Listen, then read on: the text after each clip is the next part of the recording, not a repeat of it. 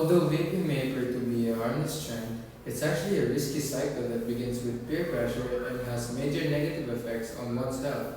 It affects your temperament, impulse control, and learning capacity in addition to harmful to your lungs and interfering with brain development. Even worse, research indicates that kids who vape have a higher chance of developing a lifelong nicotine addiction, endangering their future health and well-being. Recall that the hazards are not temporary. They may persist throughout your life and result in diseases like cancer. I want to discuss about refusing to vape, which is one of the most significant life decisions a student may make. The student's health, future, and even the lives of those around them could be greatly impacted by this seemingly insignificant decision. Let's start by discussing health.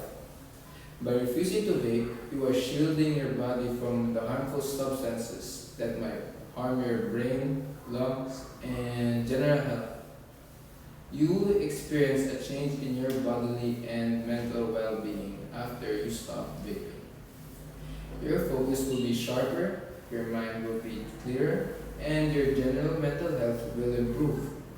You'll discover that you're more in control of your emotions, less vulnerable to anxiety, mood swings, or depression, without the frequent highs and lows of nicotine.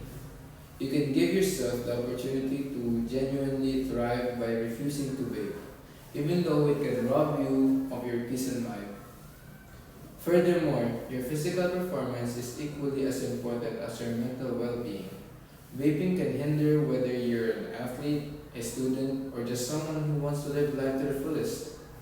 It has an impact on your energy, endurance, and focus. You're positioning yourself for success in all facets of life by abstaining from vaping. You won't have respiratory issues, which will help you perform better in sports. Your thinking will be sharper, which will help you succeed academically. You won't be burdened by nicotine, allowing you to focus more on the things that are really important. Let's now discuss the financial aspect of the situation. In addition to being unhealthy, vaping is costly. A vape device can cost between 500 and 3,000 pesos, and that only includes the device itself. After that, you will have to continue purchasing e-liquids, which can range in price of 200 to 500 per refill. This can build up to a substantial amount of money over time if you weren't using the money on unhealthy things.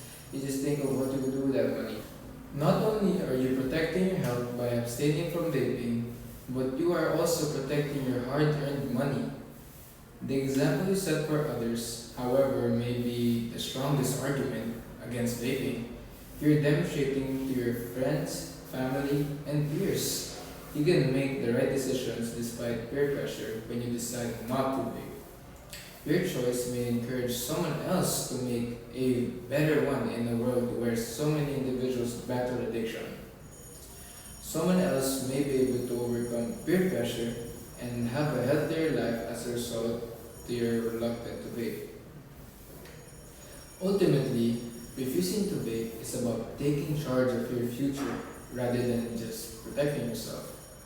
It's about making the decisions to live a healthier and happier and more prosperous life.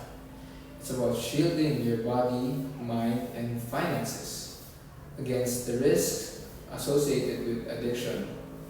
It's also about being a strong role model for others, demonstrating that it's acceptable to say no even when everyone else says yes. Students should be encouraged to abstain from vaping and gain self-discipline. It's critical that they withstand any peer pressure from their buddies. Together, we can shield students from the long-term harm caused by nicotine addiction by proving that nicotine products are not a solution to life's problems. This endeavor may also benefit society. Ultimately, we can assist our kids in creating a better and more promising futures, free from the weight of addiction. And I have a question for you guys. If we want our students to live longer and prosperous lives, shouldn't we warn them before it's too late?